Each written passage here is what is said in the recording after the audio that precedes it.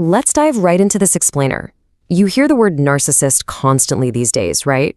It's basically become a casual buzzword for anyone who takes way too many selfies, overshares online, or just seems a little too into themselves. But today, we're going to peel back the slang. We're looking at the actual clinical psychology here, and we'll discover how our modern digital world is essentially pouring gasoline on this specific personality trait. It's a fascinating look into the human mind, and honestly, understanding it might just completely change how you view the digital spaces we all interact with every single day. So did selfies create a generation of narcissists? Look, it is incredibly tempting to just point at our modern world and answer with a massive yes. I mean, we live in an era of constant self-promotion, filtering, and just meticulously curating our lives for an audience. It feels like a distinctly modern problem, doesn't it? But actually, this obsession with the self didn't start with the smartphone. This deep-seated fascination with our own image predates the internet, photography, and even the printing press by millennia.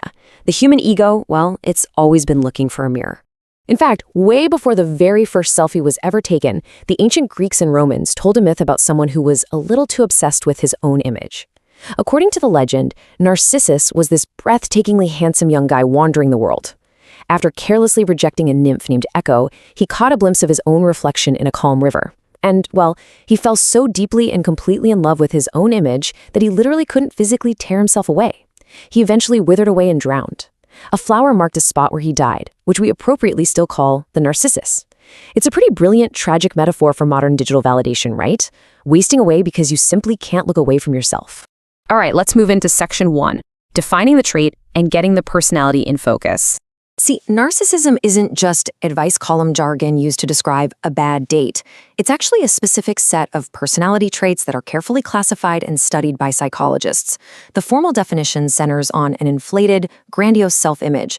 To varying degrees, narcissists genuinely believe they are better looking, smarter, and significantly more important than everyone else around them. But the absolute core of this trait, like the real anchor of the psychology here, is that they feel they fundamentally deserve special treatment. Think about someone who genuinely believes the normal rules of society, whether that's waiting your turn in line at a coffee shop or obeying traffic laws, simply do not apply to them because they are inherently superior to the rest of the crowd. Now, psychologists actually break this down into two very distinct forms. First up, there's grandiose narcissism. This is the loud, familiar kind. It's extroverted, it's dominant, and it actively seeks out power and attention. We often see this in, certain politicians, celebrities, or really aggressive business leaders who crave that immense status coming from authority. But then there's vulnerable narcissism, and this contrasts sharply. These individuals might be quiet, reserved, and fly completely under the radar. But beneath the surface, they hold that exact same deep, underlying entitlement. The difference is they are incredibly sensitive, easily threatened, and remarkably quick to feel slighted or victimized by the world. And regardless of whether someone is the extroverted, grandiose type or the quiet, vulnerable type, over the long term, the dark side of this trait always rears its head. Narcissists tend to act selfishly, often leaving this huge trail of collateral damage behind them. A narcissistic leader, for instance, might make highly risky or totally unethical decisions just for personal glory, while a narcissistic partner might be chronically dishonest.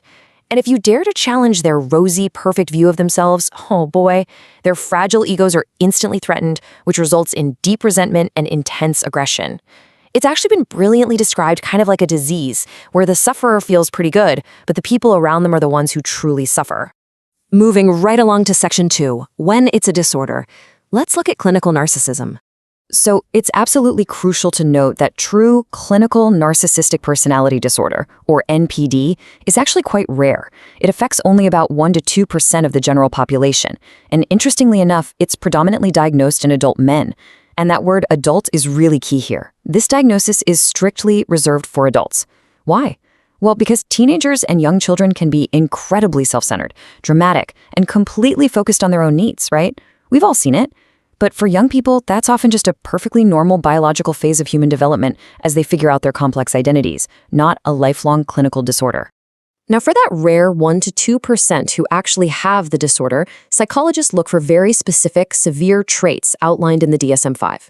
These include a profoundly grandiose view of oneself, a deep sense of entitlement, and this relentless need for constant admiration.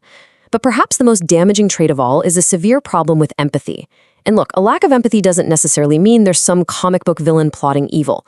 It often just means they possess a genuine, profound inability to conceptualize that other people have rich inner lives, complex feelings, and valid needs of their own. To them, other people are simply seen as tools or obstacles. To really grasp the emotional weight of this disorder, I want you to put yourself in these scenarios for just a moment. Imagine that instead of genuinely loving and caring for your spouse or your kids, you unconsciously viewed them purely as props, like just a convenient source of attention, status, or admiration for yourself. Or imagine that instead of seeking out constructive feedback to get better at your job, you aggressively told everyone who tried to help you that they were entirely wrong and secretly jealous of your brilliance. When you view life through this exhausting lens, the clinical symptoms become incredibly relatable and, frankly, quite urgent. Okay, that brings us to Section 3, culture and social media, or what I like to call the modern amplifier. So where does all this come from? The origins of the disorder are definitely complex. As you can see, studies involving twins do show a strong genetic component. That means some people are just born with a predisposition for it, even though the exact genes remain a bit of a mystery. But the environment matters tremendously in shaping how or even if it actually develops. Specific parenting styles act as a powerful catalyst. Take pedestal parenting, for example. Constantly telling a child they're a flawless, unique genius who is inherently better than everyone else, that sets a highly dangerous psychological baseline, often fostering that loud, grandiose narcissism. Conversely, parents who are cold, distant, and hyper-controlling can foster the intense insecurity that leads straight to quiet, vulnerable narcissism. But hey, the environment isn't just inside the childhood home, it's the broader society we live in. And this is where things get truly fascinating. Cultures that highly value individuality naturally see higher levels of these traits. In the United States, narcissism has been steadily rising since the 1970s. Just think about the cultural shift on this timeline. The 1960s were heavily focused on communities, civic duty, and collective movements. But then, the 1970s ushered in the Me decade, marked by the self-esteem movement and a massive surge in materialism. Society began telling literally everyone they were special just for existing. This hyper-individualism laid the perfect cultural groundwork for the present day, where social media has arrived to multiply the possibilities for self-promotion exponentially. Now, it's absolutely crucial to clarify a nuance here. There is no clear scientific evidence that social media actually causes narcissism from scratch. Rather, as this quote points out, it provides narcissists a highly efficient means to seek social status and constant attention. Think of social media not as the root cause, but as the ultimate digital scoreboard. It is a stage entirely built around algorithms that directly reward grandiose behavior with likes, followers, and viral engagement.